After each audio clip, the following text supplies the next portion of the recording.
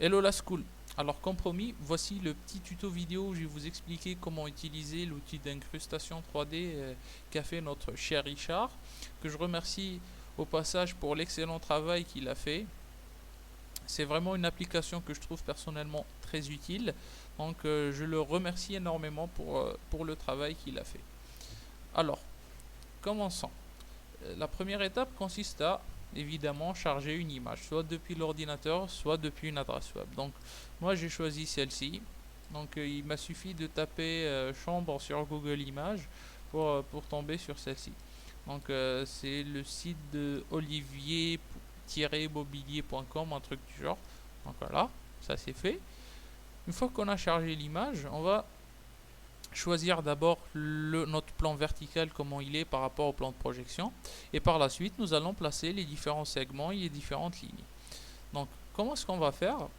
Tout d'abord on va analyser notre scène. Est-ce qu'on la regarde d'un point de vue oblique ou d'un point de vue parallèle? Donc on va ouvrir l'aide complète de Richard, donc pour voir un petit peu quelle est la différence. Et là au premier abord c'est vraiment clair, on va dire.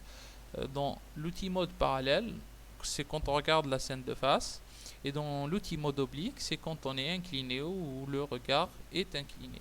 Donc voilà. Donc on va revenir sur notre scène et on va placer les différents segments. Donc il suffira de cliquer sur le radio bouton correspondant à chaque segment. Quand je dis par exemple placer l'horizon, il faudra cliquer par exemple sur l'horizon pour le déplacer, comme vous pouvez le voir ici. Donc rapidement, je vais placer le segment 1 et 2. Et donc, où est-ce qu'on les place? On les place généralement sur des lignes supposées parallèles. Voilà, donc je vais placer le premier segment, le deuxième segment. Alors, on dit supposé parallèle ou a priori parallèle, mais en fait elles ne le sont pas vraiment si on se base uniquement sur l'image. En vrai elles le sont, par exemple un pan de mur, les deux lignes qui sont ici sont parallèles, mais sur notre image, bah, a priori elles sont parallèles, mais dans la vraie vie, dans, on va dire ça, je sais pas, dans, comment je vais expliquer ça, mais si on la prend d'un point de vue mathématique, elles ne sont pas parallèles. Pourquoi? Parce que si on étend ces deux lignes, elles s'entrecouperont en un point X. Alors, et ce point-là définira notre horizon. Ok? Donc si je place, je vais essayer, parce que là c'est pas évident, mais voilà. Je pense que là c'est bon.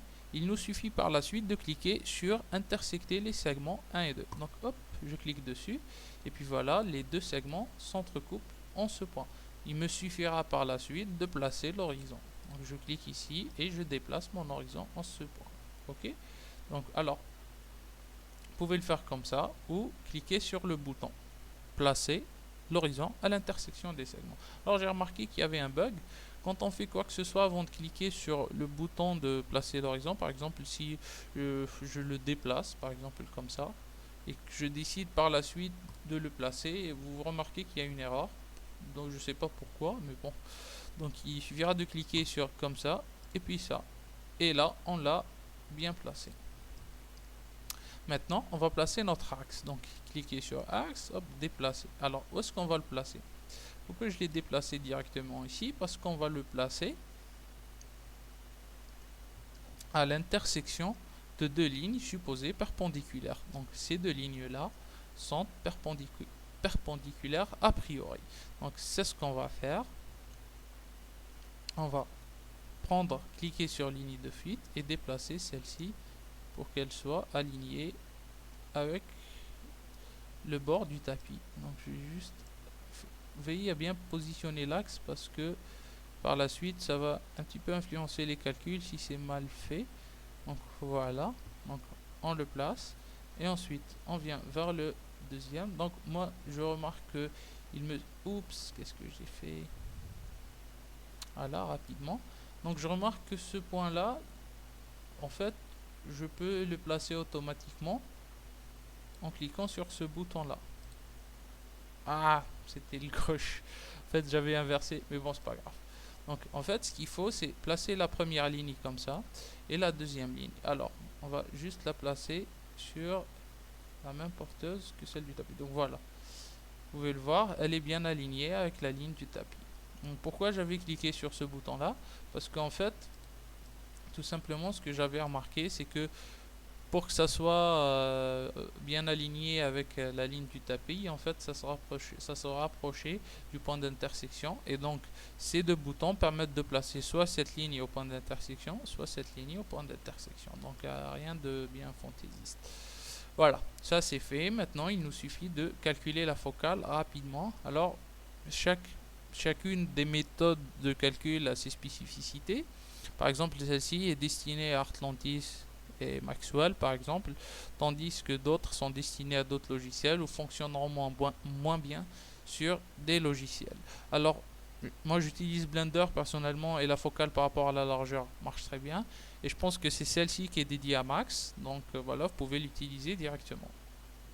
Et là, on a les valeurs concernant la position et les informations de focale et du lens de notre caméra. Donc je vais basculer rapidement sur Blender pour faire le test et vous montrer que effectivement ça marche très bien. Voilà, nous voilà sous Blender. Donc je sélectionne rapidement, tac, ma caméra et je vais entrer les informations de caméra que j'ai reçues. Alors, en ce qui concerne la rotation en Z, je suis à moins 37,921. Donc les coordonnées sont l'unité elle est en degrés. Donc à prendre en compte si jamais votre logiciel utilise des radians. Et en X, je suis à 89,837, c'est ça? Oui. Maintenant, hop, je mets les paramètres de la focale. Alors je suis à 47,548. Voilà. Et le sensor qui est à 41,478. Voilà. Je vais rapidement placer mon image. Voilà. Add image. Elle est là. Juste augmenter l'opacité. Et là, je vais ajouter un plan.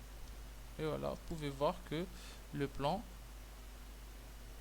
comme on dit, correspond bien au sol de l'image, au sol de la chambre. Donc tac, voilà, je vais l'étendre un petit peu par là aussi, hein. Voilà, je vais le mettre ici et voilà. Là, je reviens en object mode. Donc en mode wireframe, vous pouvez voir que là c'est plutôt bien placé. Voilà. Ce coin-là se trouve bien à l'intersection, etc. Donc là, il nous faut ajouter par exemple un cube pour faire le meuble au fond. Voilà. Edit mode, tac, face. Je prends cette. Voilà. Hop. La ligne. Hop. Et hop. Voilà. Et là, on revient en mode solide et vous pouvez voir que ça correspond bien. Bon, il y aura toujours, pas toujours, mais parfois il y aura des petits ajustements à faire, par exemple directement sur votre caméra en changeant le sensor, la focal length, etc. Donc voilà, c'est pas, c'est franchement quelque chose de vraiment minime quoi. C'est juste quelques détails à régler, mais parfois ça marche tellement bien que voilà, vous n'aurez rien à faire. Donc si je reviens au wireframe, vous pouvez voir que ça correspond parfaitement à notre image, donc on pourra la recréer aisément. Donc ça c'était pour la partie oblique. Maintenant on va voir la partie parallèle qui est tout aussi facile. Et donc pour la faire, je vais reprendre l'image qu'a utilisé Richard, parce que je ne veux pas trop me casser la tête en chercher une autre, tout simplement. Voilà, donc je vais hop depuis le web et ça nous permettra de voir comment utiliser une image d'après le web. Voilà, c'est cool. Maintenant on part du même principe et on fait avec en fait. Le segment 1, je le place sur des lignes supposées parallèles par exemple. Je sais pas si ça va marcher comme ça ou pas. parce qu'il n'y a pas vraiment les lignes horizontales m'apparaissent pas très bien, donc j'ai pas envie de me gourer. Donc voilà, et hop, par exemple ici et ici. Voilà, maintenant je vais intersection, ils vont s'entrecouper en un point qui définit l'horizon. Je place mon horizon. Ensuite, je déplace mon cube, par exemple, pour le placer ici. Hein. Maintenant, je vais prendre mon point de fuite et le déplacer jusqu'à ce que ce segment-là, ce côté du cube soit parallèle, par exemple, aux limites du pavé. Voilà, donc voilà, rapidement. Largeur, même chose. Voilà. Et enfin, voilà. Et la hauteur, là, vous pouvez régler la hauteur. Et là, il suffit de cliquer pour avoir les informations de caméra. Donc voilà, grosso modo, comment ça se passe pour aligner, ou plutôt pour utiliser le mode parallèle. Voilà. Donc, vous pouvez voir que les valeurs changent selon la méthode de calcul utilisée. Donc, voilà. J'espère que cette petite vidéo vous aura été utile. Allez. Voilà, merci d'avoir regardé. Merci à Richard pour ce superbe outil qui va beaucoup nous aider surtout pour ceux qui veulent faire par exemple du FX ou recréer certaines scènes. D'ailleurs, je l'ai beaucoup testé sur l'image que j'ai postée dans ma galerie. Donc, ce qui m'a permis de mieux maîtriser l'outil. Hein. Donc voilà, j'espère que ça vous a été utile. Et Léandre Piercy, alors on va se bouger les faces pour nous sortir une belle image. Et à la prochaine.